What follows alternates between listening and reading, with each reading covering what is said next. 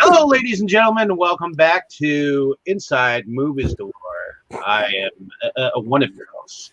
But tonight we are going to go on about an interesting fantasy dealing with the medieval times. And this is another birthday pick for our lovely friend here, Mo, correct? Thank you, sir. What do you mean, correct? Yeah, that is my name. Last time I checked.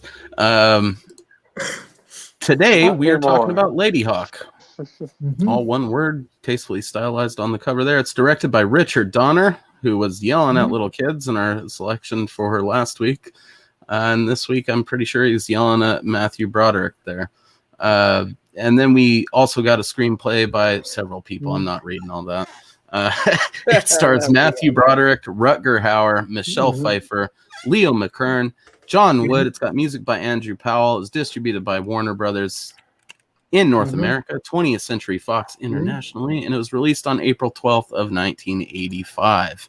This is one of my favorite movies of all time. I think it fits solidly in the sort of like beer drinking kick-ass fantasy hall of fame. Emphasis on the beer drinking. It helps. It's definitely got a lot of things going for it. It's definitely, you're still sipping that Sam Adams, huh? It's awesome. Love it. Can't find any, man. It's all bought out. I found this stuff called Axe Head Malt Liquor. Yeah, I saw that. 11. It's 11%, and it's. I only needed one. Oh my god, my head. There you go. This is one, again, it goes without saying, I've seen this several times. We'll get into that, but we're going to get your guys' first impressions now. So start with Dave, since, he's our humble host there. Is this your first time seeing Ladyhawke? No, this is actually my second time watching it, and I admit that I was very, very critical about the film because I absolutely hate Matthew Broderick with a passion. I don't think that he can even remotely act for the most part. Much of it is faking it, faking it like your first girlfriend's orgasm. So, hey, that uniquely fit this role, though. Hey, I've never had to fake anything. Yeah, I always come for real, dude. But they never faked anything. Well, I know you didn't, but she might have. I don't know. No, they haven't. I know for sure. Just like Meg Ryan and Harry Met Sally. I'm very thorough. That's what I'm saying. I'll have what she's having. You know what I mean? Okay. All right, let's. But it's already completely out of control. In any case, on my second watch, I actually wasn't as annoyed with his antics this time, and maybe because I was a little younger and just didn't appreciate him as an actor. I could see how young he was, and seeing how young that he was not as annoying. And this was pre-Ferris Bueller. I mean, this is old. Which I liked him in Ferris Bueller, but anything afterwards. So, was this after Ferris Bueller? I feel like this was before Ferris Bueller. No, that's why I said pre-Ferris Bueller. This was the year before. The day before, hell yeah. I like that word better. He looks younger than the day before. I don't know, Dave. I think you need to revisit Election. Matthew Broderick. Oh, that was a good one. This looks like his first movie. Hey, if we get political party crashes next month, Election will be. There you go. Yeah, Election's going in there by one of us, please. Oh, make it stop. Well, I don't know. I really hope that doesn't win. If we do it, at the same time, it would be neat. Someone's got to send it to me. We're gonna have to what are we gonna do? My date with the president's daughter. To use a political term, there's a governor that's gonna have to go on a certain member if we fucking do that shit, because those discussions will be like 5 hours long, bro. In case what's funny is I don't just even get me started. Watched another movie with Rutger Hauer, and called Split Second, and it is Yeah, like this had watched Rutger it- Hauer. Like he's so young in this. I didn't recognize him at all. right.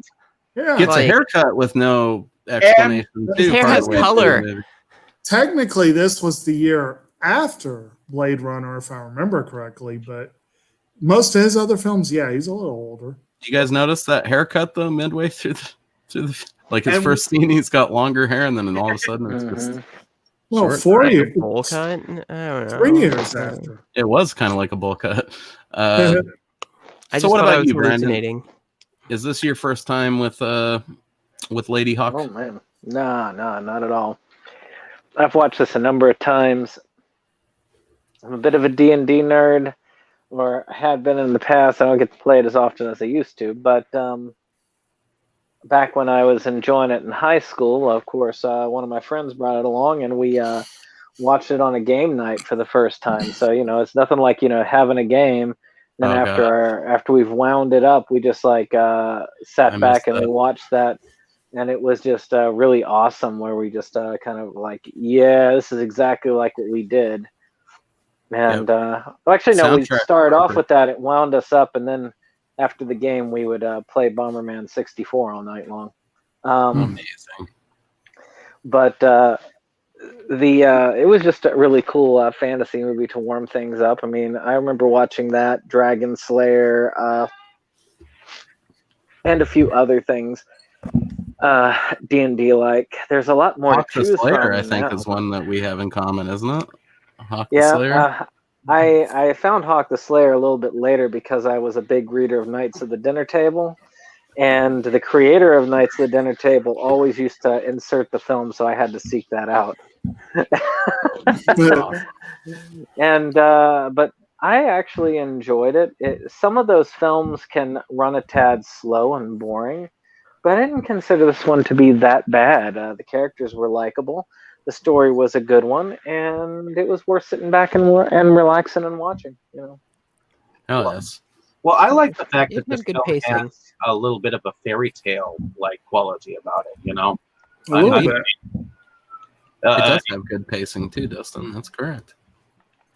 It's just science. For science. I don't know, man. I have rave music blasting in my head right now. That's fine. I haven't been watching a lot of Initial D, so it's more like early '90s, dance house stuff for me right now. But, so I mean, that's a good segue there. What is this your first time watching Ladyhawke, Dustin? Oh, definitely. I had never even heard of it until like 2 hours ago. Actually, it's a 2 hour movie, so 3 hours ago. Sorry. Maybe 4 hours ago. Who knows? Time is fluid. But no, I'd never heard of this movie before, and it took a while until it kind of revealed its premise, and it's like, oh, I've definitely heard this premise before of the night and day curse kind of thing that they did. Right. So I was familiar with that. Like once they explained that, I was like, oh, okay, it's one of these. Even though I had never really experienced something like that before. And when you first suggested it, Mo, I had no idea what it was going to be like. Because I'm used to your suggestions being like weird cannibal movies. And so I was pretty surprised to get a relatively sweet romantic fantasy. Oh, dude! If you get time, eventually watch Ballad of Cable Hug too. I think you'll enjoy that one. I tried to go a little more different, like actually choose movies that were, important to me for childhood reasons or just in general. With this one, I wasn't just trying to do, sort of beer-soaked midnight movie shit. And so I'm glad that you guys are appreciating it. Westerns were my dad's thing. See, Cable Hug's not your average Western. It's almost not even a Western, man. It just happens to be set in that time. It takes place in the West. It's a Western. By definition, for sure. But I think you'd be pleasantly surprised with it. There's all different kind of Westerns. Like one of the last films Rutger Hauer did, the last one I've seen, was a Western called The Sisters Brothers with Joaquin Phoenix and John C. Reilly. That's definitely not your typical Western, but it is a Western. But yeah, they cover all different shapes and sizes. Yeah, Cable Hogue is one of those ones where it falls into it in the very loosest sense because that is the setting. That's it, you know. Like there really isn't cowboy shit in Cable Hogue. That's not the kind of movie that it is, you know. Right. So I mean, you know, what about you, Jake? Is this your first time with Ladyhawke? It was. I had heard of Ladyhawke. It's a movie that I at least sort of knew by reputation. I mean, I don't think I realized, or I don't think I had it in my brain that it was a Richard Donner film. And I'm intrigued that we ended up doing both of Richard Donner's 1985 films back to back. Did you plan that? It was no, dude. Ladyhawke I just pulled because I think I'd mentioned it. Brandon, at least, I'm sure remembers me mentioning it prior, probably at some point, where I was like, it's one of my favorites, and then you know, I threw it out for this. And so it definitely was a hell of a coincidence. I think that I kind of like that. You know, we got to do that, dude. The whole you know introspect or the Boys too. No, but he did the Goonies, which we did last week. So it was like, and they both came out the same year. So it's like, he also did the Superman movie that we did not too long ago. So. And he did my birthday pick. Well, no, not birthday pick, but meet the cast pick, Maverick. Which you didn't know. For some reason, I thought he did Lost Boys as well. No, but it was the right time period.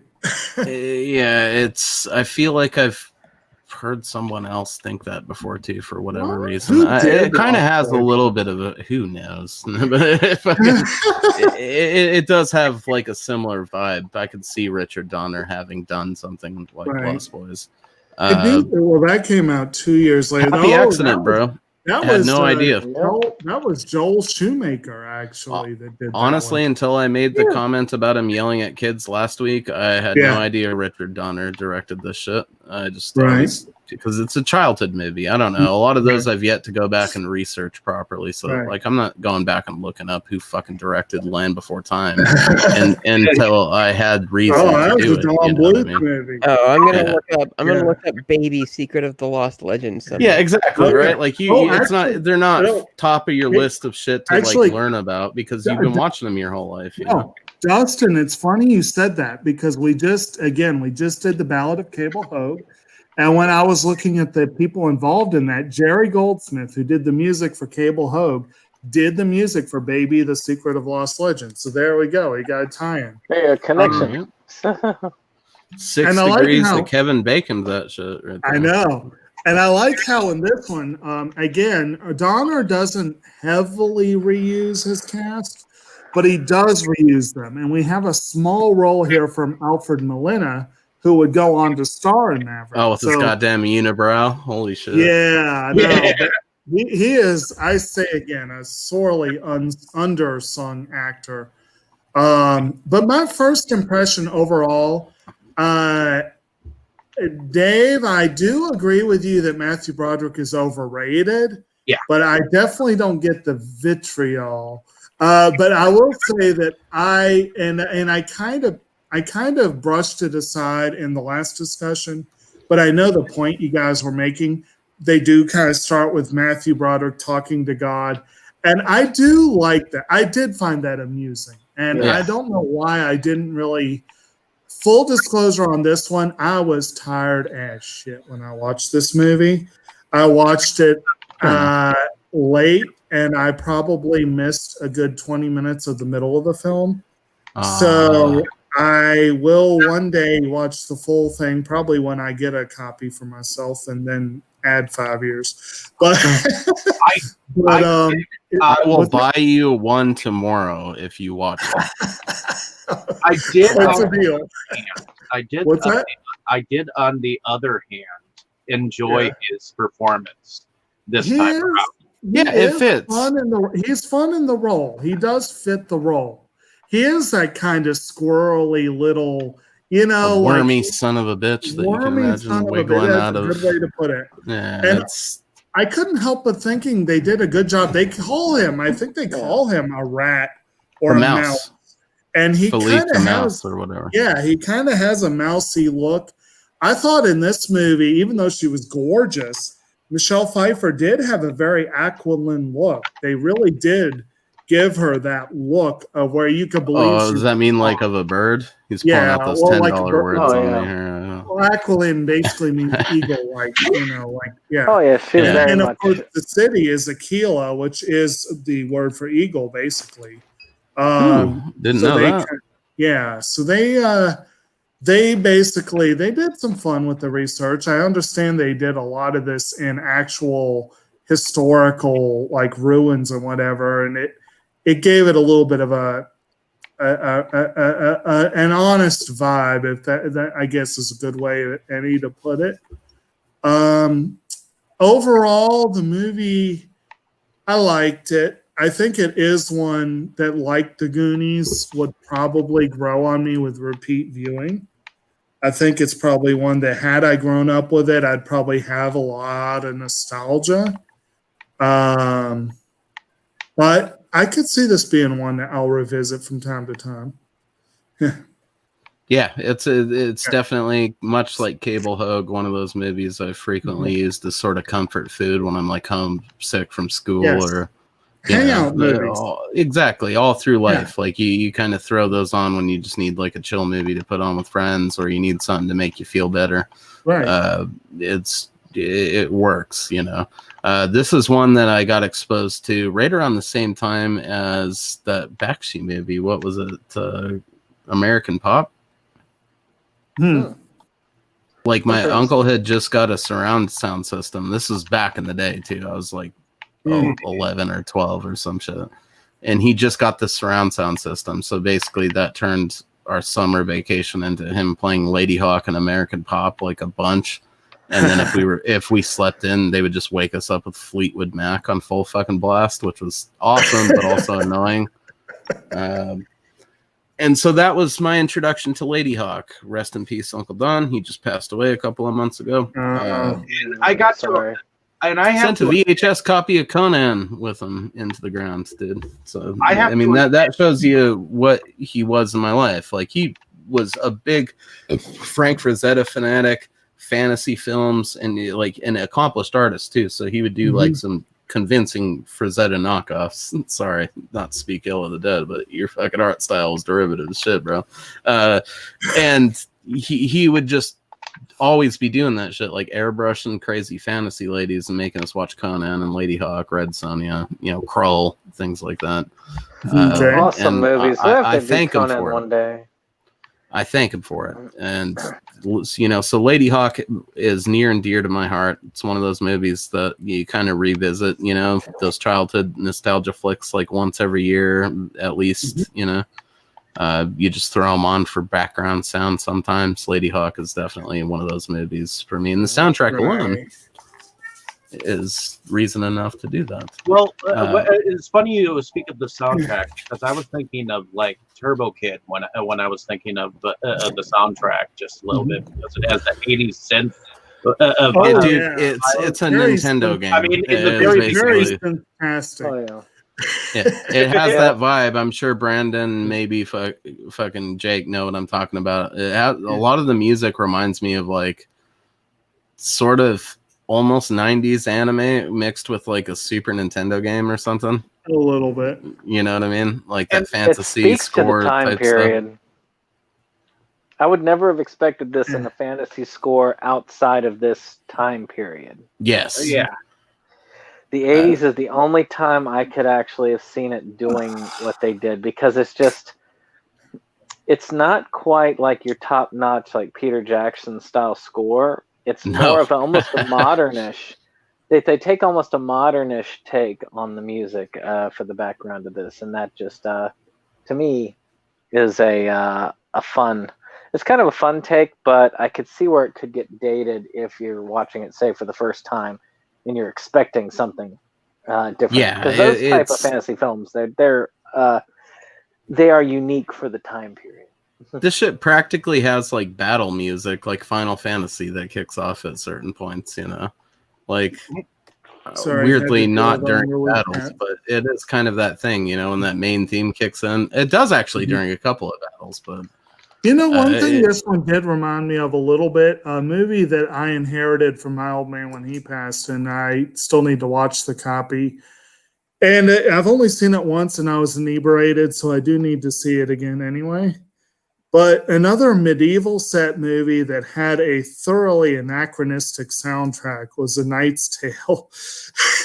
And this one reminded me a little bit of that because of that. The score is blatantly anachronistic, but it's still interesting. You know what I mean? They kind of sucks you into that. Oh yeah, this is the 80s, and it works in a way. It really, really does. So I guess we're going to change it up a little bit here because, the plot of this movie is fairly simple. Mm-hmm. Essentially, Rutger Hauer's character was in love with Michelle Pfeiffer's character. He used to be probably kind of a scumbag, like captain of the guards dude for this bishop guy who's like, one of those classic crusade and burn the witches. I got like a big ass ring and like a pokey stick type friggin' bishop dudes that you see in old movies. Just absolute bastards that you hope get killed the entire time. But, he used to be the captain of the guard for this guy. He was in love with Michelle Pfeiffer. The bishop himself took a liking, little shades of Joshua there, to Michelle Pfeiffer's character. And, but he doesn't have an ounce of the charisma that Joshua does. No, not at all. Exactly, just a little bit. It was an obsession. He's got the same personality that, the closest equivalent I can think of is the taste of licking an envelope. But he set this curse upon them. That expression he has, that yeah, and the feeling you get looking at him. I mean, he just but basically, he, in a fit of jealousy after being, betrayed in sort of error by their priest who drunkenly told this confession of their love to the bishop, he puts this curse on them where Rutger Hauer's character turns into a wolf by day or by night. And Michelle Pfeiffer's character, his love, is a falcon by day, or a hawk, excuse me, but turns into a female, her human form at night. And there's this split second, like at sunrise and sunset or whatever the hell, where they can see each other for a moment. We'll get into that later. But, they're essentially these two characters that are, involved in this heated, passionate love, but have been screwed by this jealous piece of crap that put this curse on them. They meet this character Mouse, played by Matthew Broderick, and that's kind of our introduction to the movie. And he's this thief that has been captured by this bishop's men, and he's the only person ever who's escaped from their dungeons and stuff. So they want him back, like, just to make an example of him. So the movie kind of starts out with him taken off after having fled this fucking dungeon. Not to mention that they were betrayed by another priest who No, that is the priest. Like, the bishop is the main dude. We got, what's his name? Imperius, the old monk. That's the guy who he was a monk, not a priest, but he basically had taken their confessions, and then Imperius has some troubles with drink, so he blabbed his fucking mouth. And that's made pretty clear as soon as you meet the character that he has a bit of an issue there. So he I don't know. Me of Friar Tuck from Robin Hood. A little bit, yeah. Dave alluded to that a little bit in our last discussion too. There, so I had a feeling it was going to come up here. And he also, of course, it's worth noting he's played by Leo McKern, who is a very talented actor. He was in Man for All Seasons and a couple other good films. And every time I've ever seen him, I enjoy him. Yeah, he was excellent in this one. He's like a quality, gross old dude who can act really well. Right. Like, and so he just looks like, this old guy, but then he says some wise shit. It's awesome. Yeah. And I have to say, it amuses me greatly, especially when you're talking about your childhood connections to this one. I was sitting here thinking, I hope your uncle did not recommend to you guys when you were kids the one previous Michelle Pfeiffer film I had seen, which she, of course, this came out a couple years after Scarface. Slightly different film. Yeah, slightly. She had Actually did see that the first time at that same uncle's house, but that's a story for another time. I saw Scarface as a small child, but that's that doesn't surprise me in the least. Yeah. So I guess so did I. I guess starting with Dave, we will work around the circle here. Oh, let's start with Dustin since he's down there all quiet right now. You still there, buddy? Or those X Masters get the handle on you? Anyway, Dave. Oh, yeah. What do you think of Mouse as a character overall? I mean, you've obviously touched on the fact that you've reevaluated at least Matthew Broderick's performance. Well, yeah. I guess I'm a little older to appreciate his acting capabilities. Looking back, I mean, this is a movie that evidently had to grow on me a little bit because of my dislike of the character of the actor, not the character. The character himself, I like. Whenever I played Dungeons and Dragons, because I was in a guild at one point in time, I always played a thief. So I do connect with the character. I mean, he was a pretty small ass guy to get in and out of certain nicks and crannies and stuff like that. So I guess I got to give him kudos for that. And later on, he does have that scene where he goes in the ice and saves a dude. And I got to give him credit for that scene because that you have to have some acting for to be able to do that kind of a role. But there is a scene that I like that's between him and Navarre, or Navarre, and the fact that he's just had a night talking with Michelle Pfeiffer's character in the bar, and it's the next morning, and Rutger Hauer's character is like, you can tell me anything, and if you tell me something wrong and it's false, I will know. Yeah. And he's like, well, I envy your time spent with her, and that whole scene there is a good one. Is a good one, and it did show that he could definitely act. So, what about you, Dustin? What's your thoughts of Mouse there as a character? Can you guys hear me this time? Yes, we can. Yeah. Okay, because I was trying that entire time. I was trying to interject. That I liked the line where they talked about how she could sense the cardinal's evil and recoiled from it. Like that line stuck out in my head, and I liked that. But apparently I've been muted this entire time. But anyway, as for Mouse, I thought Mouse was a pretty fun character. I kind of enjoyed following his antics. And I think this is maybe the most enjoyable Matthew Broderick's ever been. Yeah. And I actually like his other movies, including including Inspector Gadget. Like he just fits this dude somehow, Yeah.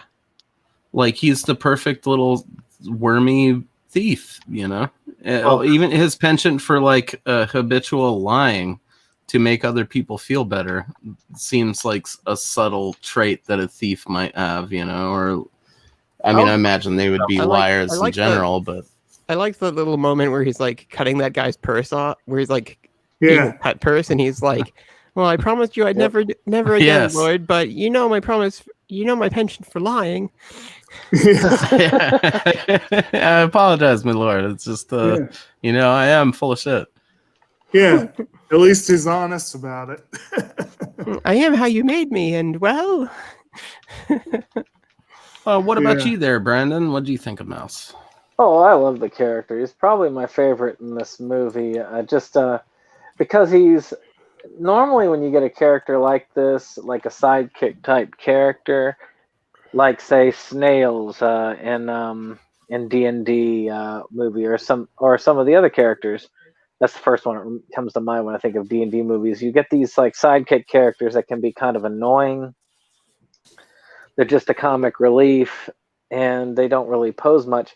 And he is the comic relief, but his character is really not that annoying. Matter of fact, his character actually is one of the more likable characters because he projects such a charisma about him. The way he just talks about it, you can tell that he sounds like the kind of character, the kind of thief character that you would play, and you're trying to finesse everything through these charisma checks or diplomacy or to get out of a jam when you screw up.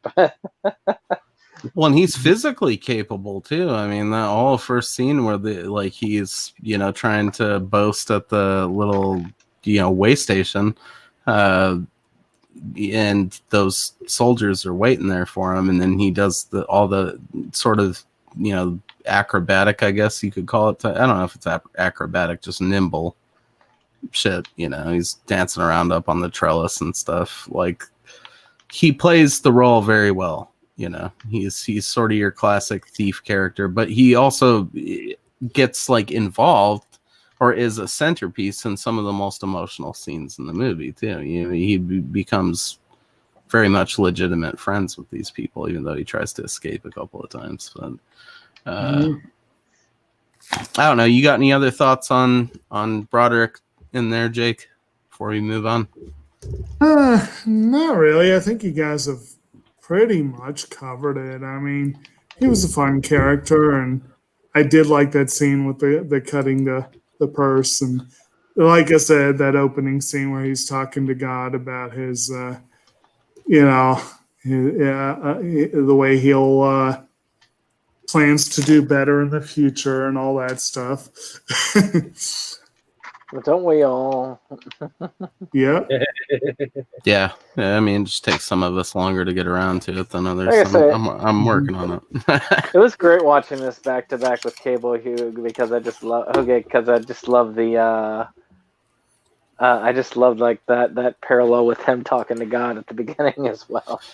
Well, dude, I'd love to sit here and pretend that I did that by design, but it just sort of worked out. Like, when I suggested both the movies, I think right after too, I was like, yeah, these are both movies about people that, get screwed over and then eventually get their revenge, Well, you just finesse it like Broderick's character, So I suppose this is a good point to move into, our two main characters of the movie. We got Rutger Hauer as, what is his name? Etienne of Navarre, but they just call him Navarre the whole time, right? Mm-hmm. He's the former captain of the guards of Aquila, which is the city where Mouse escaped from, and he's hunted by that, creepy bishop dude. And he's not just hunted by the creepy bishop dude. There's another captain of the guards that is kind of an asshole. Yeah, there's a sub-rival of the movie, which Mid boss. Exactly. It comes in at the end. Wasn't that Marquette? The one played by Ken Hutchinson? Marquette, Ken Hutchinson. Yeah, you're correct on that one. He's there. I mean, he maybe doesn't really get as much. He'd fit into the side character category. He's like the banker in Cable Hogue. He's there. He's a key player, but at the same time, not really. But Navarre himself seems like a badass. He's got a big old girthy sword that I'm sure isn't at all a parallel to why that girl loves him so much. You know what I mean? He's been so far from his love that he's gotten kind of a revenge plan in his mind to murder the bishop. So, well, as far as he knows, this curse is lifelong, right? Until later in the movie when they hook up with Imperius, they don't know that there's even a chance to cure it. So he's just pissed. What were you going to say, Dustin? Oh, I was just saying it. Well, it's understandable. it's like, well, kill the bishop. Maybe that'll fix it. And even if it doesn't, justice. It'd feel good. Yeah. Well, So see, that's there's kinda another his parallel between the two Go ahead. movies. Another parallel, like the people of the cloth that cannot be trusted. See, another parallel. Exactly. With and and the main character being kind of too stubborn to see that he could, have a happier ending if he lets go of this vengeance he's harboring. I wish I was smart enough to have fucking planned that, but that just worked out that way. And the main priest character is a horny old bastard, just like the just like the other one.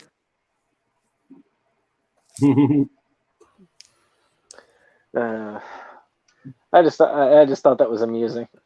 No, it is for sure. And then of course you got Michelle Pfeiffer's character up in there. You guys have any thoughts on her performance in this? I guess we'll just do the round robin thing again. We'll start with you, Dave. What do you think about Michelle Pfeiffer in this movie?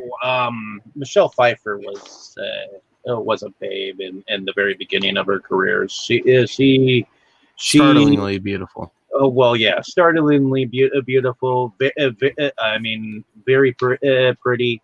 I mean, even up to Dangerous Minds. I mean, she was the go-to actress at the time. She was like the Cameron Diaz of her time, So, and having her there with short hair, kind of like a Joan of Arc kind of a character. She was different. This was definitely a different role for her. I mean, she was kind of a siren during the film. I mean, imperious. And the character of Mouse, they both remarked that she had the face of love. Yeah, I think imperious is almost so much it says that she's kind of you can't help but fall in love with someone like that, like even if it is not, if it's like a platonic love, I don't know, man, especially back then, I imagine seeing a beautiful girl like that was a rare thing. Well, there was the kind of chivalrous love. Right, exactly. I agree. So you're gonna, even Mouse, I mean, I don't think he thought he was gonna get like any action from her in the movie. He just wanted to dance with her and like be near her and stuff. And the fact that he didn't even know her name. He named her, bro. Yeah, no, the fact that Navarre didn't even know her name, because he asked the Mouse what her name was, because he didn't even know her name. So to me, it's like he was condemned just because they found out that they were attracted to each other, which makes the whole thing even more like tragic and absolutely infuriating, so you can understand why they would want revenge, I don't know, you got any thoughts on Michelle in this movie, Brandon? I agree with Jake when he says, she's got a very avian quality to her. When you look at her, the hairstyle, the look, she almost, when she comes across as your kind of pure of heart fantasy maiden, almost as Moraine of the Tower comes across in the Wheel of Time type series. She's a very like just this charismatic individual that ends up awestruck. Everybody who sees her is awestruck by her. And but like such a character, she's much deeper than just that. As you go along, you get to learn that she's more than just a thing to be admired, like a jewel to be looked at. Which, I'm glad that you mentioned the Wheel of Time series, because in the Wheel of Time series, if you don't know about it, there's a character in there called Elaine, I believe her name was, and she was an Aes Sedai or whatever, a magical like she was like a wizard of some sort, or at least in her time, and a lot of people seem to be drawn to her. in the story throughout the series. So I think that's why you were mentioning her, correct? Just a seductive little magical pixie like you, Dave. Was it the sparkles in my eyes? Yeah, prance through the forest with me. Go sparkle. Good times. I don't know. I think Michelle Pfeiffer's character is pretty great. She gets some good moments in there where she gets to actually act. I feel like a little bit more than in other roles I've seen Michelle Pfeiffer in. I mean, I always grew up with her in movies and stuff and thinking she was fairly like attractive or whatever. But Ladyhawke is probably the only one I come back to in adulthood, and I'm like, damn, I can understand like falling in love with that. There's an innocence about the character when she like loses the rabbit, but there's like a slyness about her too. Like when Mouse is trying to convince her to cut the rope that Navarre tied on him, and she's like, kind of gets flattered by him for a minute, and then goes over there and cuts it, and then he just immediately disappears. And not to mention the animals that they put for their alter egos. I mean, the black wolf was very pretty. I don't know if it was multiple falcons or I don't know why I always want to say falcons. I think they're different. Yeah, I don't know. I'm not. There were a couple different ones. Yeah, but there's that one part where like he's telling Mouse about how he loves her, and the bird turns to him and like chirps right as he's talking about it. Like it's perfect. Well, and I gotta give credit to the person who was doing the cinematography for the hawk. I mean, there was a moment where it was just flying over this lake, and the scenery behind it as it was flying, it was just beautiful. I mean, quality hawk footage. Sure. I also have to say that I liked the look of the Black Stallion Goliath. I think that was his name. Yeah, I like that. Like, why won't he move? It's like, well, you're insulting him. You're calling him girl. Well, dude, the way he pranced into that fucking church at the end. That was some prancing. I don't know. I mean, Goliath might... no hate. He might have been a little more fabulous than we're... What's funny is... I watched... Okay. Apparently... what's his face? Howard's character clearly had ranks in magical prancing pony as a language. Apparently, I was watching A Knight's Tale right after Ladyhawke last night, and there's a moment where Heath Ledger's character prances his pony into the church, and they're like. Get your horse out of here! It's sacrilege. Just this motherfucker right here. He's like, I was just casually unaware watching Knight's Tale, like anyone does that. You do it intentionally. Just own up to it. I love the movie too. It's. No. Weirdly enough, my buddy Manolo, who spends the night at my house every month, his dad, that's what he does professionally, is makes horses dance. It's an ancient Mexican art, apparently. He's really good at it. Came to our school once, tore up the sod. It was awesome. Cool. I don't know. I think we've covered pretty, thoroughly the characters and the plot and the animals. So I guess we'll just sort of run through, favorite moments for you guys, because there's a lot of that in Ladyhawke. A lot of the moments, it is paced very well, as Dustin touched on. Very much like a video game, as we've touched on as well. Did we touch on the priest that betrayed them much? We didn't touch on Imperius yet. I was hoping we could cover that legend when we get to like that middle point of... Okay. Sorry, I was thinking favorite moments. Like, whoa, we wrapping up already? No. So we went through the Mouse's escape from the thing, and we kind of touched a little bit on his first encounter with the guards.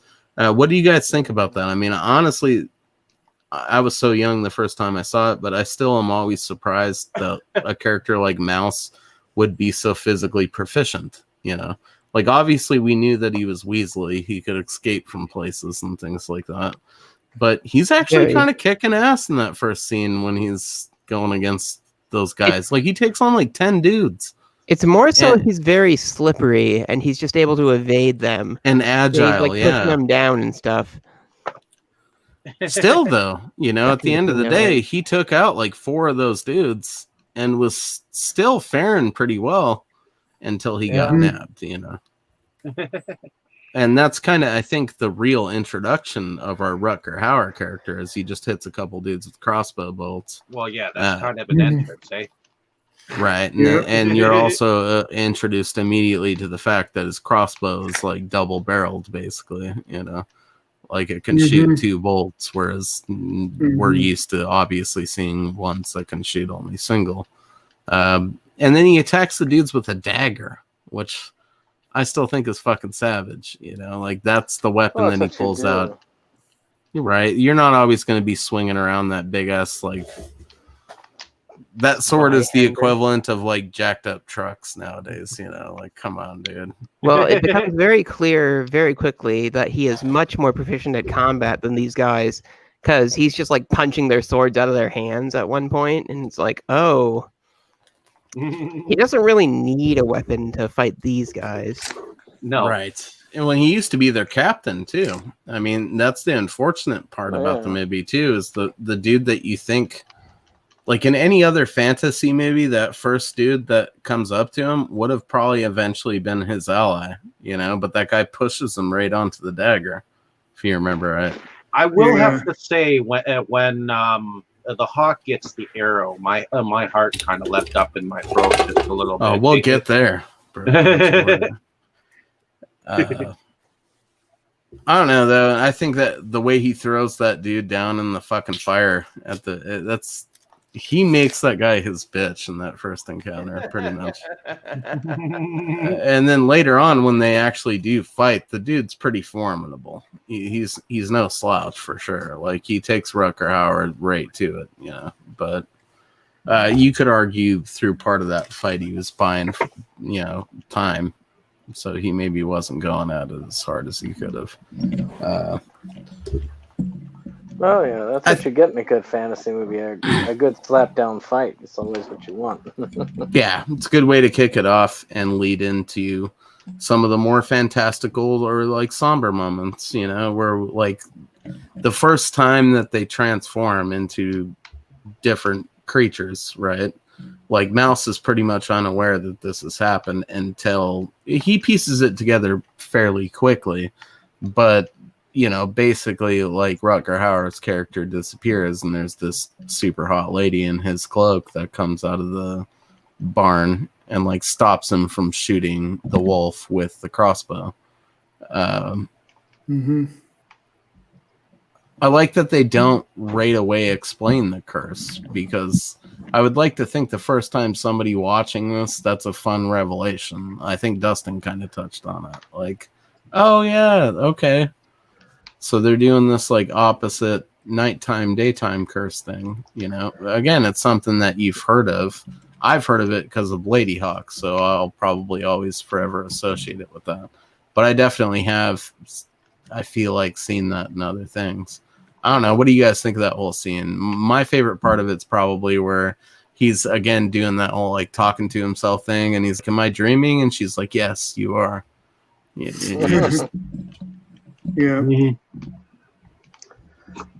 Oh, we'll start with you, Dave. What do you think about that whole sequence? That whole sequence where he realizes that oh my god, there's a wolf outside this fucking place. It really shows how Broderick has like a good handle too on, I guess, like physical like clumsy comedy. Because that's one of the scenes, along with when he tries to climb this ladder, I think, like later in the movie, or maybe prior, where he totally fucks the whole thing up, but still somehow saves it, you know? Yeah. I mean, he's definitely got a good collage of emotions going through this film, for sure. I mean, he talks to himself a lot, and he questions himself during the movie. he questions some of his judgments as he goes along, and I think that's part of the age of growing up too. So, I mean, for all intents and purposes, I enjoyed his character here, and I think my feelings about him as an actor have somewhat faded over time. But I will still not like him in certain films later on. I just feel he kind of sucks in most stuff, if we're being honest. I mean, he is Ferris Bueller. So yeah, what do you think about that whole scene though, with that first initial tantalizing sort of reveal that, oh shit, Michelle Pfeiffer just walked out the barn, Well, I think he was startled at first because he did not expect like a beautiful woman to be like there in the barn. I mean, he probably hasn't seen many females, or at least that with that much beauty. So he's almost in awe of her standing in her, wake. And I think once he gets used to being around her, he's kind of like her pal as the thing goes along, because we'll definitely touch more in depth on that. What about you, Brandon? What did you think of that whole scene? Oh, I mean, it's just a good introduction, pretty solid. Not much more than that. I mean, it's just, it gives you a basic go as to what's going on with it. It kind of kicks you in the ass, has you moving forward. Yeah, there's that split second where he almost kills Rutger Hauer, basically, because he's about to shoot him with a friggin' crossbow. I think that's the idea, is that it just gets you moving. It helps the story, and a lot of times it's better to show instead of tell, especially in these cases. So I was actually pleased with how they went about it. What about you boys down there? You guys got any other thoughts to add? What particularly? On just the whole introduction scene to her being like human and the wolf. And I kind of saw it coming. Yeah. Because I was like, where's the hawk? Oh, wait. Is she the hawk? Well, the title kind of and the poster or the cover definitely give it away if you've heard or seen any of that. I mean, yeah, it's obvious that there's a lady that's a hawk. I did kind of wonder why he whacked the farmer. That made no sense to me. Well, because they were totally sketchy, like thinking they could kill and rob these guys right from the get-go. Good point. Because they were being sketch as fuck. And like, I think if it had just been Matthew Broderick, they would have tried to kill him and just rob him, and probably maybe would have succeeded. He's pretty slippery though. And so, pretty much after that is where like Matthew Broderick's character is kind of like, I got to get the fuck out of here. Like I can't stay part of this shit. I'm going to end up getting killed. And so he tries to bolt, and we end up with, Navarre or whatever falling after him and kind of saving his ass, because he ends up getting captured immediately by the dudes that, are looking for them. And in the process, the hawk and the gentleman there take a bolt to the chest, and pretty much it's shortly before sunset, I feel like, or he knows that it is. So Rutger Hauer tells, Broderick to take the friggin' bird to our monk character, which is Imperious. If you fail, I shall pursue you to the end of my days. It's like, oh, yeah. No pressure. No pressure. So I know some of you guys were wanting to talk about Imperious. So I'll let Brandon lead this one off, and then we'll transition into Dustin and so forth, clockwise. I'm watching the dancing crab rave meme. So yeah, go ahead, Brandon. I actually What's weird is I watched Robin Hood, Prince of Thieves before I watched this film, even though Robin Hood, Prince of Thieves comes after this film, as far as when it was made. But I always used to remember the Friar Tuck character from that film, and that's exactly what this guy does. It reminds me of is this friar that gets a little bit too involved in his drink. But in this case, it's a slight bit darker because in a way, it has also led to his downfall. And of course, there's more tragedy that has led for him to drink more, as he regrets kind of ratting out Ladyhawke.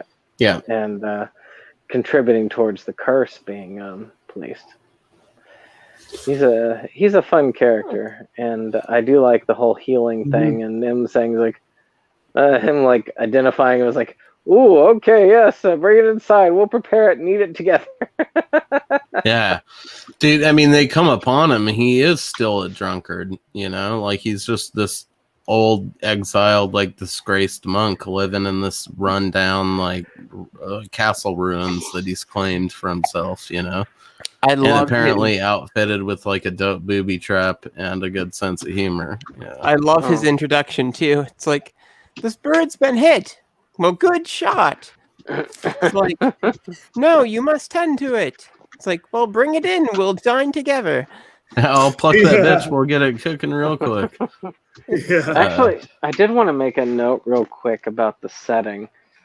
Ladyhawke is a very interesting fantasy film in that the setting is a fairly realistic setting overall. I mean, it takes place in Europe. They make up a couple of places, but it actually does take place. It's got the whole Crusades thing going on. It's very much rooted in historical medieval stuff, but at the same time has that magical element that sort of brings it over into our nerd realm.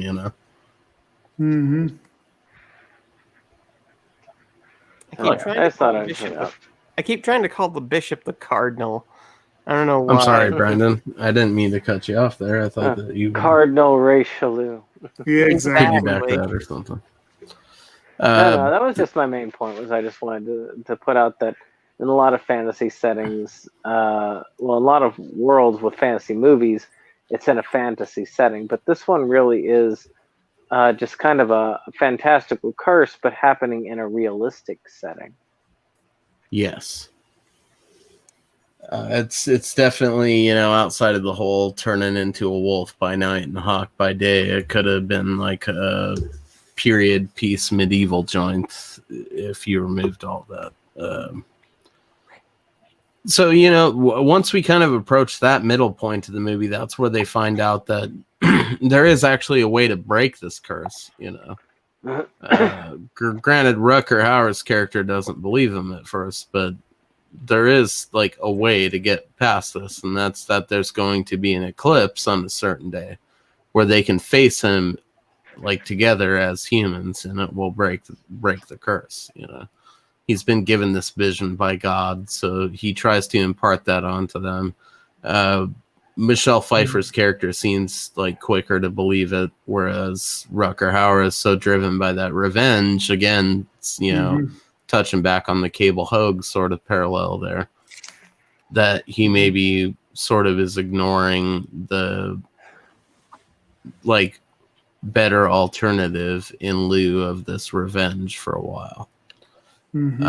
What do you guys think about the whole initial sequence of him coming to Imperius for aid and him fixing up Michelle Pfeiffer, and then I guess we'll go ahead and bookend into that the whole part afterwards where they end up at the end and stuff like that. I would have to say that I enjoyed the ending scene with the fight and I like the fact that we're not there yet, bro. We're still at Imperius and okay, well, him giving him aid and all that. I like the fact that Imperius gave that whole eclipse. Well, we don't know that it's an eclipse, but the way that he described it, the fact that there will be no a sun, a day where there is no sun, and a day where there is no moon. A day without night and a night without day is what exactly. Yeah. And that was very like artfully done. Like I didn't realize that it was he referred to an eclipse either. But it made sense in the context of how you understand the curse to work. Well, right. And I would have to think that that Rutger Hauer's reaction to when he realizes that in the end was actually very real to me. He's like, oh, this could work. Well, right, and then you get taken right to that limit there too, where it's like he's fighting for time and it doesn't seem to work, so then he's left just doing his final fight until she shows up. But I don't know, what do you think about the whole Imperious introduction and that I like it. Imperious is a pretty likable character. One like little throwaway moment that I really enjoyed was so Mouse picks the lock, yes, and that's how he discovers the nature of the curse. And Imperious comes in and he's not mad that the lock is picked, he's more like surprised. He's like, and he turns to Mouse and he's like, how did you do this? Yeah. And so I personally enjoyed that a lot. Just like Mouse had a lot of fun little moments in this. And the fact that he was struggling with that big ass door lock, and you could tell that there was a knight that was trying to come closer. Oh, at the end there, yeah. Yeah. I don't know. Any of you guys got any other thoughts on the Imperious sequence? I really like the whole, scene once the guards show up and they're trying to get in there, and Imperious is just fucking with them. He springs that booby trap and doesn't tell those guys to walk on the left side, and that dude ends up getting smoked. So I guess that moves us on through the thing. Basically after that battle, he takes the hawk to Imperious, who is treating it. He has to wait for her to turn human for him before he can pull the arrow out of her, which makes sense. And then basically, those bishop's guards show up at the gates of the castle. And Imperious tries to tell him to screw off, but they bust in there. And he pretty much uses like a booby trap and just deception to whittle their numbers down until they eventually get past them up into the keep, where Mouse is trying to, I don't know why, again, that horror movie logic where they run upstairs instead of out of the building, but they end up on top of a tower. Dude comes up there and basically gets smoked by Navarre at a key moment, but not before having knocked, Matthew Broderick and Isabeau's character over the edge. He's holding on to her, and eventually his grip just gives way. I love that scene for some reason, even though it's not much to look at. It's just done very tastefully, where she transforms into a hawk and flies away. Because he happens to drop her right as the sun is coming up. So she goes through her transformation and survives, and poor Philippe is stuck on the side of the thing sitting on a gargoyle. No shoes on. About to die. And then Navarre shoots the dude and he falls off the bitch. That kind of had me have my heart in my throat a little bit too, because you kind of expect her to fall, and then of course the sun rises, and it's like, oh yeah, she's gonna get saved. So Well, yeah, obviously, I mean, I don't know. You know, she's not going to. The movie's called Ladyhawke, for Christ's sakes. You know, like she'll be there, but it is still a tense moment. And you know, kind of after that, I believe is when we get to. Was it the winter scene after that? I think so. That was kind of a planned moment because they had this. They take off from Imperious's castle or whatever, and Broderick explicitly tells him like follow behind us, you know.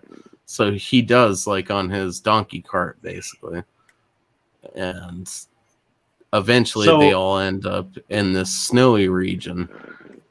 Go ahead. And they end up having this cool moment where they show this moment in between twilight and the sunrise. You know, in the ditch. Oh yeah, and they get to see. We're getting there. Yeah. So okay, here's one confusion, and I've been watching this movie my whole life. Why were they trying to trap the wolf? I've still never figured that out. No, they were trying to delay him a day to wait for the eclipse. Yeah. Because he really wasn't, I mean, it wasn't about just, I felt like he was much more resistant. I don't think that he had planned on forgiving that priest at all. He was just like, fuck you, and you owe me, be glad I didn't kill you. And no, I'm not the only reason he didn't is because he saved Esbo, you know.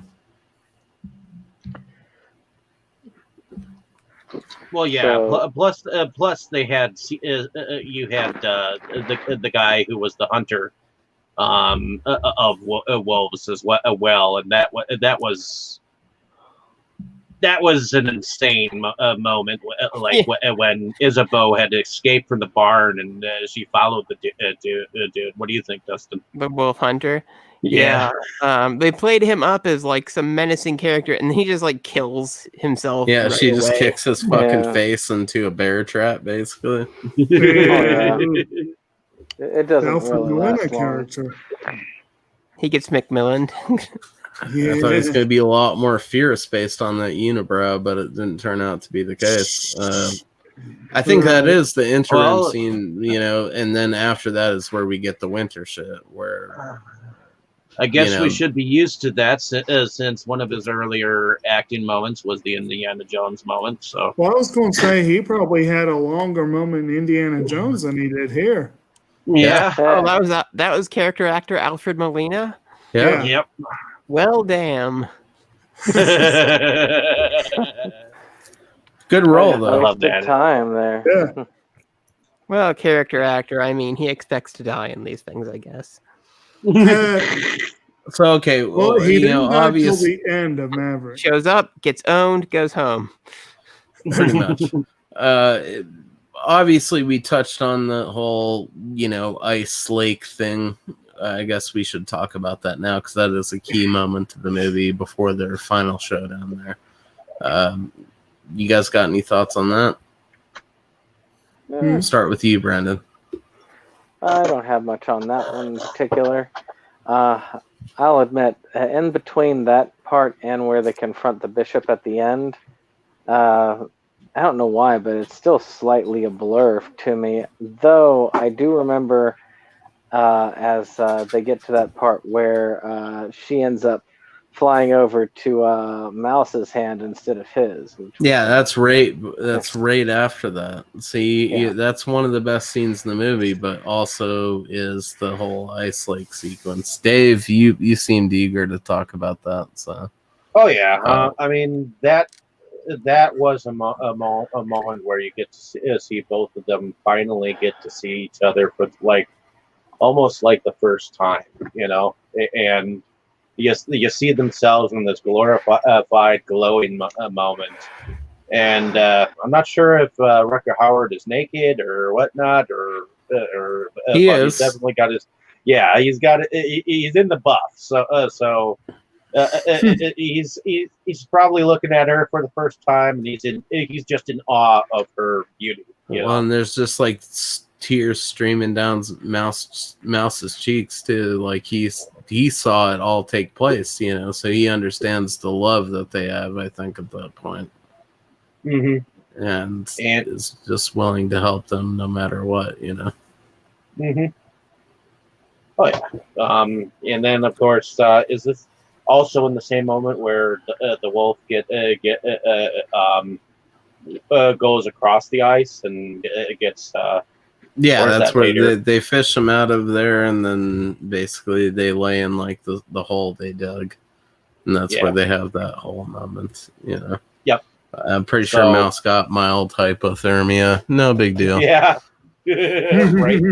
He's still an icicle while they're still while they're just seeing each other. So he's just it's not tears, ladies and gentlemen. It's the ice crawling down his face. There you go. Any other thoughts on that scene, boys? It was a good scene. Had a lot of like depth to it and kind of some real stakes too, where you're not. I mean, there's still like 40 minutes left in the movie, so you know they're gonna survive. But at the same time, you're kind of like it's kind of like a nail biter. It's like, yeah, are they gonna be okay?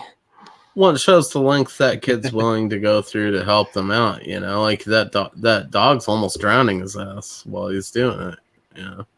Yeah, and he gets pretty torn up too. Like they show the scars from getting clawed by the wolf later on. Right. Oh yeah, and that's because that's an interesting scene there, little scene, because they're arguing with each other, and then he sees the scars on his chest, and he's like, "How'd you get that?" Well, didn't you know? You did. You did it last night. Yeah, because neither of them, we didn't really touch on that. They don't really have any memory of this. So by this point in the movie, Mouse is firmly established as like their go-between. He's their form of communication, and they both seem ecstatic about it because they haven't had that through this entire time, you know. Which I believe Rutger Hauer's character says has been like 2 or 3 years or something like that. 2 years, yeah. He waited almost 2 years for a sign from God, and then when he heard the bells toll as Mouse escaped, he knew it was like destiny, you know. When all they had to do was dig a ditch for every night, right? But pretty much after this point, you know, we already saw that little tidbit, that happens right after, actually, where the Falcon comes in, and instead of landing on Rutger Hauer's arm, it lands on Mouse.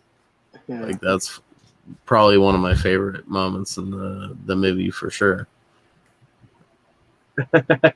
Yeah, which kind of flies in the face of the whole they don't have any memory when they're the animals. You know what I mean? No, there was because she had bonded with Mouse, during the barn scene or whatnot, and the fact that Navarre is totally like revenge as that. She went over to his arm because she was just not for his idea of killing the bishop. So I guess that kind of leads us. We've touched on it, but what do you guys think of that whole barn scene with her and Mouse, and he gets her the clothes and all that stuff?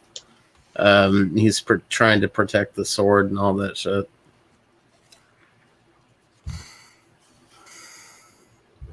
Well, I guess that whole barn scene was kind of like a moment for her to have a breather moment, and he even offered a small dance for her, and he offered to get her like a glass of ale or something like that. You know, I mean, how many times do you think that either one of these two people have had a chance to go out in polite society, or have any type of fun whatsoever? You know, he kind of brings that into their life there at that moment, and the way he steals the clothes for her and puts him there for the hawk. I just love every bit of that scene. Yeah. So do I. They dance themselves silly, Mm-hmm. Oh yeah, dance the ditch. What about you guys? That's also the introduction of our hunter there. Right. Yeah, very much so. Actually, I kind of find it interesting that he was introduced for such a small payoff at the end. Yeah, you feel like there's going to be more of that sort of almost like a mid-boss Boba Fett type deal. Like he was going to be this really cool fight, but not so much at the end. Yeah, he just is a dude with a unibrow who gets his face stuck in a bear trap. And not a good way to go. No. But also super entertaining for us. So thank you. Indeed. So I suppose this pretty much arrives us at our final battle, which is basically Rutger Hauer's character is still skeptical of this whole day-night thing where they can break the curse. So he basically entrusts Imperius to kill Ladyhawke, which we totally skimmed over the moment where he names her that, like, yeah, in the movie. But Matthew Broderick's character actually does name the hawk Ladyhawke, and since good, even Rutger Hauer's character Navarre, he takes to it. He takes to it, and I think they share a few moments where he's just amused by Mouse's well, we call him Mouse, but his real name is what was it? Philippe. Yeah. Yep. Dude, they both kiss him on the cheek at the end, which is one of my favorite moments of the movie. Like even Rutger Hauer kisses him on the cheek. Yeah. But basically, they end up in this situation where they know that the bishop is having this sort of sermon or whatever, or this ceremony at this time. So Rutger Hauer can be in there to end the dude regardless, but he's having him hold the hawk, and if he's not out of there at a certain time, he wants him to just end her life so that she's like out of her misery, basically. Which and I love seems a bit fucking good. I love how he enters the church with that big ass kick of Goliath's. Little reminiscent of the double door scene in Fire and Ice, eh? Right. I was kind of PO'd at that way of doing it. It's like, dude, aren't you going to ask her what? At least have Mouse ask her what she thinks about you oftener before. Yeah. Actually doing it. That just kind of. Yeah, that bothered me a bit. Well, at this point in time, it's medieval ages, and men think that they gotta, do all the hunting, do all the work, and women just sit at home. Do all the killing of the women when they need to. Stay here. I'll go off. It seems pretty mutual in this. Like, I don't know. I think that's just an oversight on their part.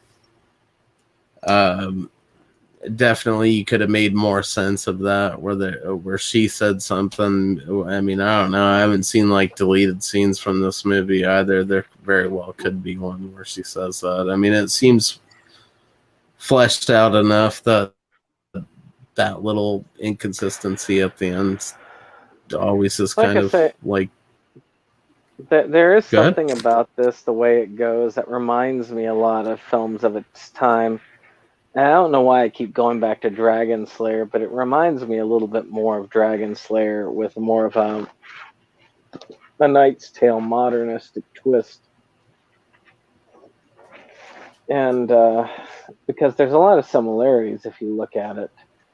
Oh yeah, because there is a kid that goes out on a quest, and becomes kind of a dragon slayer, and it was I think it was a pivotal a pivotal medieval film for its time too. I mean, but I do definitely see the similarities that you do see from this film and that film. So. I think it's definitely Ladyhawke is kind of a pillar of 80s fantasy films. I'm probably biased because I grew up on it, but I feel like it is one of those like gems in there. Like this shit, Deathstalker, Krull, Hawk the Slayer, like stuff like that. Is this shit was like, all right, this is trying to basically be Conan, but also not. Like it's its own thing that's worth liking for its own right, And Ladyhawke is a perfect example. Go ahead. And keep in mind, Dungeons and Dragons was actually taking off during that time period. And it wasn't, I mean, there was that, of course, debate by the particular movement. I'm not going to say what movement, but that movement that was saying that it was all demonology and people who play it we were Satanists. Satan people, but but that talk didn't really start to take hold effectively until the 90s, early 90s. During the 80s it was getting like really popular. It spawned its own cartoon, toy lines. I mean, D&D was getting to be very like popular with a lot of the people back in the mid to early 80s. So a lot of people were hitting those fantasy notes to try and cash in on that stuff. Exactly. And Ladyhawke is probably as guilty, if not more guilty of that than a lot of things, Hawk the Slayer is the most guilty, if you're going to put it like that. For sure. Love it. But yeah, I don't know. What do you guys think of that final battle? I think this has a pretty good ending. Like it's a predictable ending, but you get everything that you want. So I was really happy with it. Like it's a crowd pleaser. Yeah, decent sword fight, even though his horse pranced in there, super weird. Like decimation of the system. I'm assuming the guy he fights is the current captain of the guard. Yeah. Yes. And I like how it's not a replay of the previous quote unquote battles where he just like whomps the other guy right away. Well, yeah, it's more of an equal fight here, even though he is just slashing with one sword movement, most of them at least until he gets to a certain point, So yeah, I mean it's medieval style sword battles, so we're not looking at like some fucking samurai elegance here. It's definitely it's not Revenge of the Sith. Yeah. The dudes are just shoving and pushing and falling all over each other. It's not overly kind of bloody either. It's not overly bloody at all. So there really is I think the bloodiest scene in the movie is when he throws the big sword through the bishop at the end there. Yeah. But that's basically it. He comes in, he battles the captain of the guard, kind of buying for time at the same time as basically whipping the dude's ass. He thinks that, he's going to be able to end this and nothing's going to happen, but then they eventually are able to ring the bells, and he knows that that's, the order he gave Imperius was to kill her quickly, which they don't really come right out and say that, but they also show him struggling with the fact that he's been asked to do it, and he just really wants these guys to be able to break their curse, so it stands to reason he would ignore that order and bring her to the cathedral. And that's what happens, I don't know, going into that whole ending sequence there, do you guys think that it was going to work out good for them, or do you think... I feel like it's fairly obvious, but... Well, yeah, I'm glad that we kind of get a happy ending in the end. I mean, it did have that fairy tale kind of a vibe to begin with. So, to me, having that Beauty and the Beast, Yeah, kind you of basically ending, know they're gonna break the curse and live happily ever after, kind of thing. yeah. And I also like the things that Imperius um, and Philippe say at the end. Thank you for trying, Philippe, and standing up for the truth. I should have known better. Every happy, or wait, no, not that one. Something like something to the effect of every.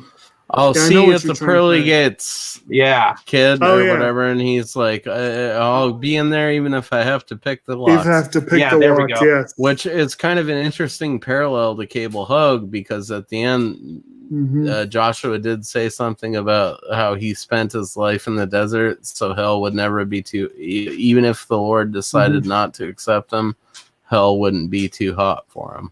Yeah. Right. So there's some interesting parallels between this and Cable Hug if you really think about it. I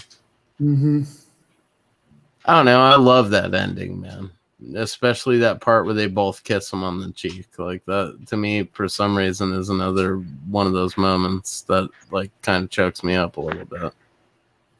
Oh, here we go. Thank you for trying, Philippe, and standing up for the truth. I should have known better. Every happy moment in my life has come from lying. Yeah. That was.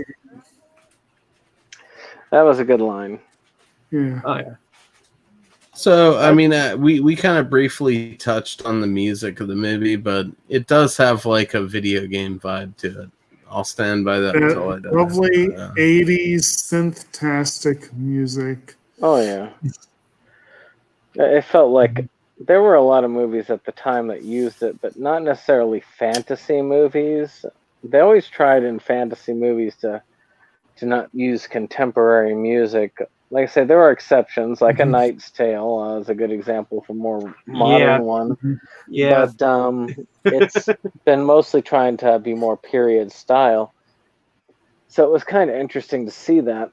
Something that you would see more in a modern times action movie at that point.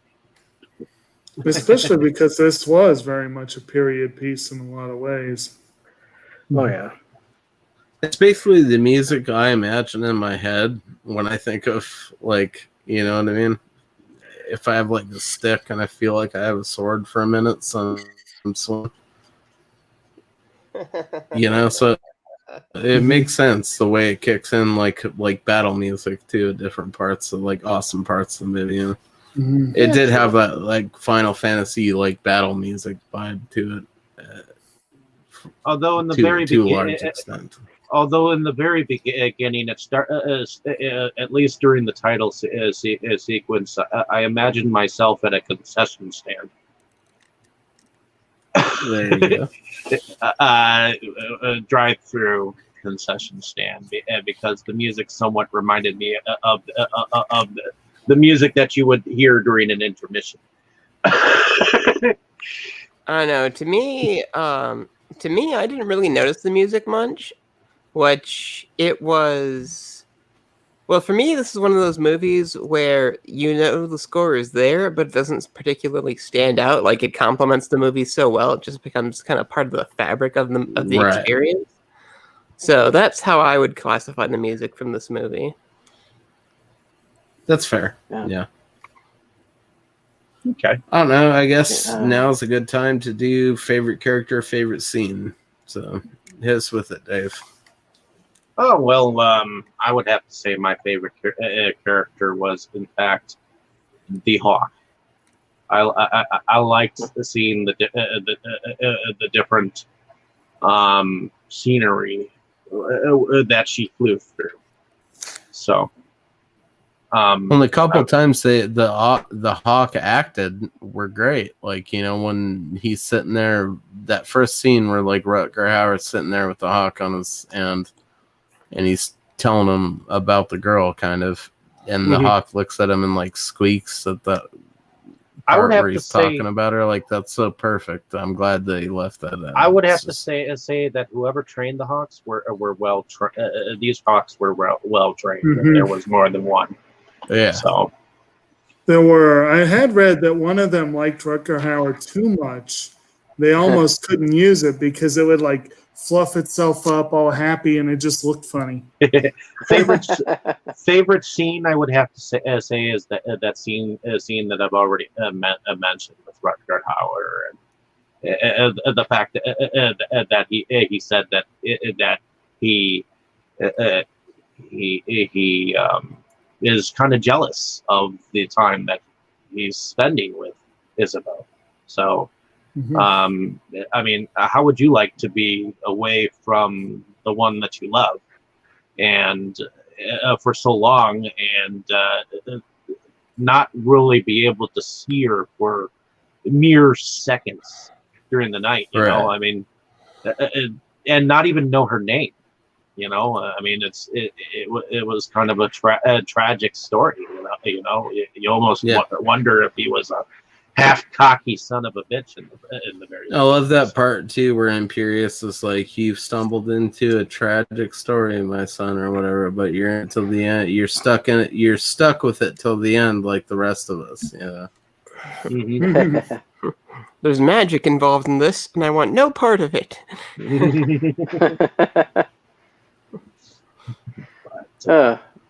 Well, as far as my favorites, his character would be Mouse. I actually, like I say, mostly when those characters are in movies, I hate them. And he was actually charismatic and enjoyable, so I have to give him a lot of credit. And as far as scene, though, I really love that scene at the end where you've got that confrontation. They go up, they confront the bishop, and say, "No, I'm not going to kill you after all. I'm going to be the good man on this." And then the bishop gives them the opportunity to run him through with that claymore, and that's nice, right there. Yeah, Gable hugging it. We're going to call that for a bit. He tried to give him the better way out, but yeah. I don't know. If I had to pick favorite character, it's definitely Mouse as well. I just love the dude. I don't know. It definitely is the most fun Ferris Bueller's ever been. I would echo the sentiments of whoever said that shit earlier. Favorite scene is definitely the whole part with the ice and like that whole sequence where they're saving the dog from the ice. And you know, you got him witnessing their moment of like togetherness and him being totally heartbroken by it. You know, so that's a moment where you know Mouse is going to help them no matter what. And then the hawk lands in the whole aftermath. You know, the hawk flies and then lands on him instead. It's just great. It's perfect. You know, I think that's the moment of the movie where it really hits that absolute perfect stride for what it is. You know, I liked a lot of this movie, so it's kind of hard to pick a favorite. But I think the part that got the most reaction from me was that whole exchange of Imperius when he's first introduced. It's like, "I've hit this this bird's been shot. Oh, fine shot." Yeah. It's like, your aid. It's like, bring it in. We'll dine together. Yeah, that's awful. Or even when the soldiers are at the gate and they're saying, "Open this door in the name of His Holiness, the Bishop of Aquila," and he's like, "Be off with you. This is a house of God, not a brothel." And I kept thinking to myself, "Wait a minute, that line kind of sounds similar to Star Trek, where Forrest Kelly is like, I'm not a doctor. I'm not a dentist. I'm a doctor. You know, type of thing." So that was very good. I think I wonder, is Imperius my favorite character? Maybe. Perhaps. I think he might be mine. He's a close contender for second for me. Like I said, "Open the door in the name of His grace."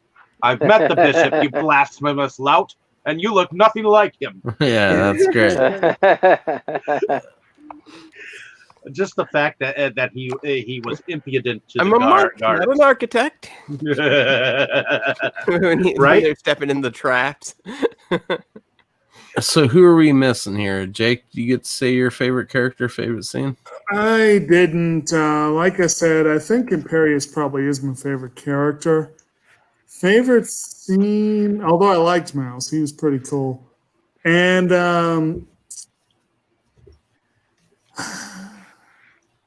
not really positive what I would single out as my favorite scene. Like, there weren't a lot of them that really leapt out at me. I think that initial part with Mouse, so that ongoing conversation with God, was pretty funny.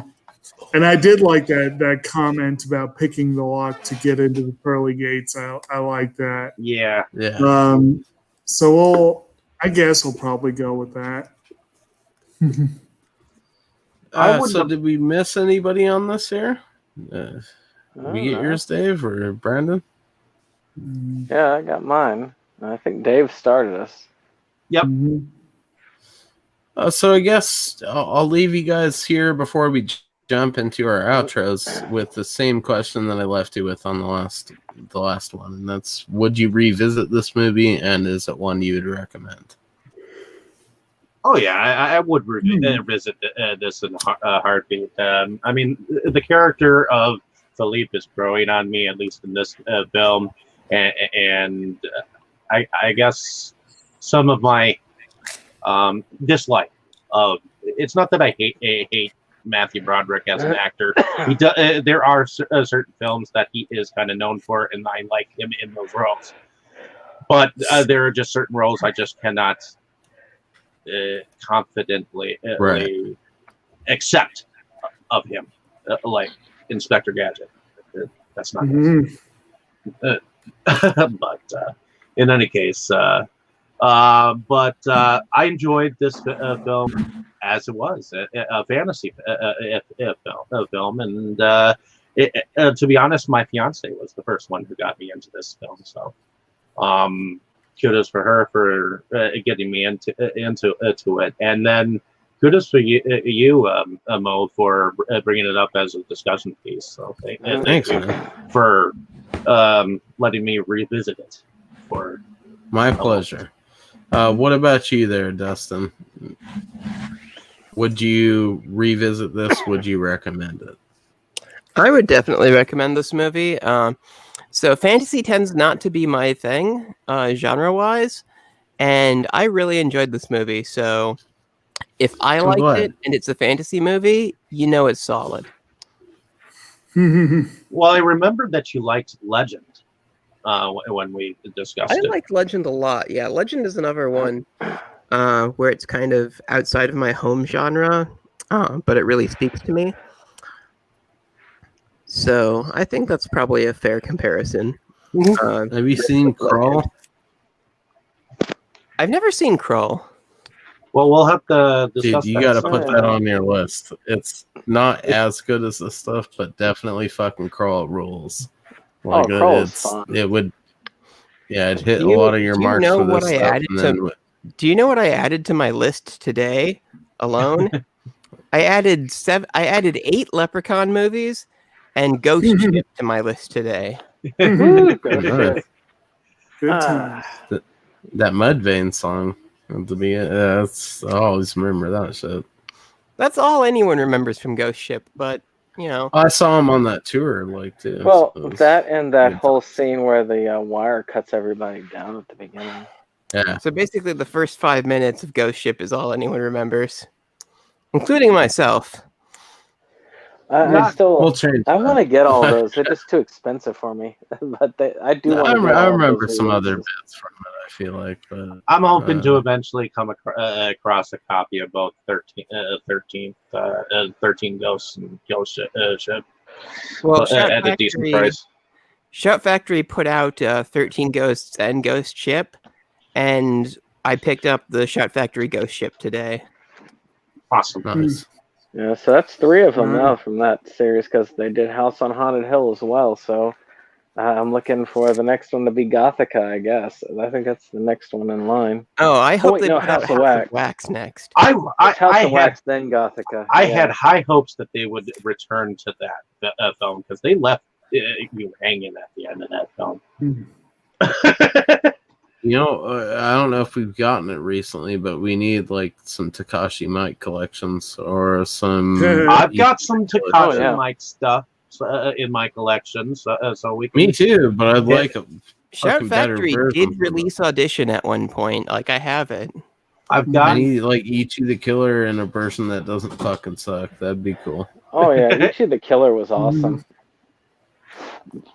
I still need to get the female version of that. Did we miss anybody here on our final, or like our favorite characters, favorite scenes? No. And to answer your other question, Mo, for the final send-off, yes, I would watch it again, but that's because I have it and I watch it multiple times over the past number of years. So yes, that would definitely be in what I recommend it. Anybody who likes fantasy should like this series. Yeah, I would definitely say this is an enjoyable one. It's worth watching. Should see it. Yeah, I think eventually we should tap into like the never-ending story eventually too. Oh, I just got a new copy. So I'm down. I just want to thank you guys again thank you, Dustin, for taking time away from the turkey neck debate to come over here and do this with us. That was awesome. It was a nice surprise. Oh no, no problem. I got pretty destroyed during the thing, so it's been a challenge. But I hope this brightened your spirits a little bit. Yeah, I was happy to have you, man. It was a nice treat. Definitely get out there, get together with your friends, watch Ladyhawke, watch some Cable Hug. Show your friends your nostalgic movies. Don't be embarrassed by that shit. It doesn't matter what genre it is. They'll probably appreciate it. So just get out there. It's the Land Before Time, the Rescuers Down Under, whatever, it can be Cable Hug, any of the shit. Those are some good movies. Just get out there and show your friends movies, man. That's what it's all about. Well, Mo, thanks, why don't guys. You tell us? This was awesome. Yeah, for sure. Why don't you tell us a little bit about yourself, Mo, and start us out here? I do videos for my channel, Drunken Master Studios. Recently did, I'm like 2/3 of the way through the first movie pack of the Dragon Ball Z movies. I'm also got some Kaiju Quarantine stuff coming out, so check that out. I got definitely a huge order from Sentai in the mail today. So there will probably be some videos there, mostly for the benefit of Brandon and Jake that I'll do on those. Sentai Filmworks. Yeah. I went to I know Crystal Laporte, who's one of their voice actors. I knew her for a while in high school. Nice. Oh, cool. Very cool. She doesn't communicate much though, which makes me sad. Well, but maybe she's in one of these fat stack of fucking box sets that I got for $60 during their flash sales. So we'll check that out. And then basically, I'm trying to get a podcast off the ground, the Cinema Slut podcast. If any of you guys want to come on there and get all greasy with a movie or two, we'll do that one of these days. We'll figure that shit out. I know we discussed a movie that we were going to do, but I forgot what the movie was. The Dragon Lives, wasn't it? Oh, yeah, that one, yes. I didn't forget, Brandon. I'm sorry for the way that we have not done that. But let's go over to you, Dustin. Tell us. Dave's suggestion was Air Force One, which I was like, elevator music just played in my head. I was like, Dave, Air Force One. What? Well, I don't know. I just get a kick out of Harrison Ford saying, "Get off my damn plane." It is a good one, but that submission reeked of Old Spice and Dad vibes. Get off my plane, boot. I don't know. It was out in left field, but in any case, let's hear what you have to say, Dustin, about yourself. Oh, me? Yeah. I'm Dustin, also known as the Crypt of Horrors here on YouTube. I run a collecting channel where I show off my pickups for the week or month, as has been the case lately. I had a new video come out today, actually, with September 2020 Oh, pickup. nice. Yeah, I noticed. I was So watching check that out. You can also find me on Instagram as the Crypt of Horrors, showing off my collection kind of sporadically as I go. And give me a follow and subscribe. And for the love of God, comment on my videos and let me know how I can make them better. Sounds good. Going over to Brandon. Your videos Sure, like them. I'm Septum Sen, a Septum Sen versus the World. Of course, we do our thing over on our channel where we enjoy the physical media collecting. We are slowly making a comeback after being nearly decimated by weather and 2020 in general. But we are getting together for some pickups. I've been largely handling the news due to time constraints, and reviews have kind of been put on hold. But I have added a couple of new features, such as trying my hat out on a playthrough series. I'm going to see if I can get my wife on during the Halloween to do like a horror game together with her, as well as a few other features such as rating my collection. As far as if you ever want to guest during those weeks where Jake's too busy for the upcoming stuff, I'll look at it with you, dude. That's a lot to look at. I'm down. I'll tell you that. But it is definitely appreciated. So I also am on Inside Movies Galore. I help run the schedules, and we've got some special stuff out for November as we are picking our themes, which I guess it's weird talking about November as we wrap up Free for All Fall with this end of September. But it has to start early because we want you, our listeners, to vote and help us vote. And there are specific pages right now that are doing the voting. If you are a crew member, of course, you get your votes on that page. But also, if you're a member of Movie Collectors on Facebook, Talk Movies with Us, Moe's Tavern, or Anime Collectors Incorporated, you can actually vote on the theme for November. And we have a whole bunch of cool themes that we would love to hear y'all's input on. So check it out. Voting wraps next Tuesday. So by the end of show next week, we'll have a theme for November. But don't sleep on Nautical November, okay? It's like on paper it sounds fucking lame, all right? But in reality, it's like anything ocean themed or specifically dudes and ships. But you could do like the Lighthouse, for example, could be a submission. So just keep that in mind. Well, of course, we can't get to November without October, and we are entering the haunting hour, where we'll have 3 weeks of terror. Mixed in with Dane's birthday celebration, which could also be terrifying in its own right. But next week, as a pre-show, we finally finish off our discussion of the X Strike Studios catalog with Resident Horror, one of their best films, I guess. So we saved one of their best for last. And we are starting off our horror month at our main show with a sci-fi horror film called Event Horizon. I hope you all enjoy, and we'll stay tuned for that. And what about you, Jake? Well, I'm Kotobuki Jake. I'm co-star, co-host, what have you, on Siptonson versus World. We, of course, like he said, it's been a little hit or miss lately for the regular features, but we have gotten back into pickups after a long delay.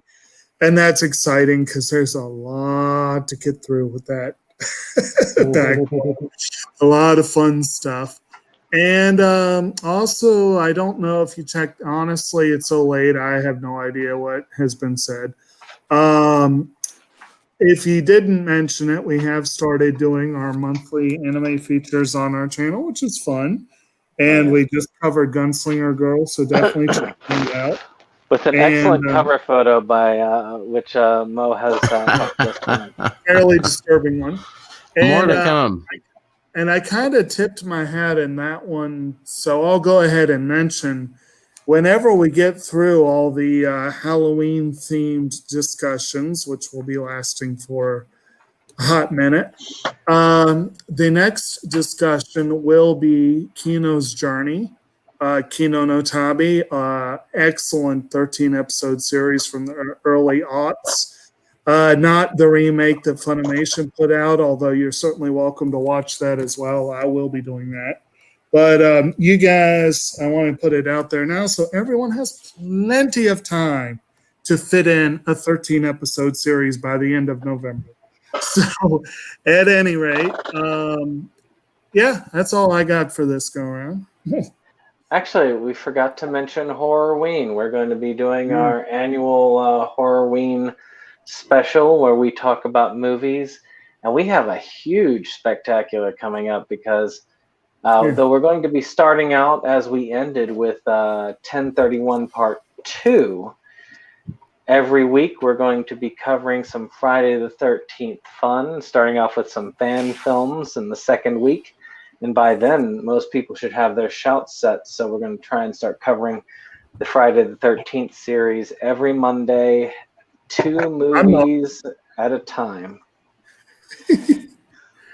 Well, he'll get to inherit mine, so you'll be doing just as well. And my name is David Struggy. I am one of the founding fathers of Inside Movies Galore. So thank you for coming along with us for the ride and listening to our ramblings on this film as well as many of the others. And thank you for spending some time with us. But I also moonlight under a different channel called Delusions of Grandeur.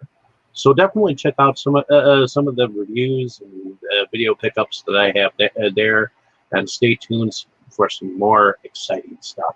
So thank you, ladies and gentlemen.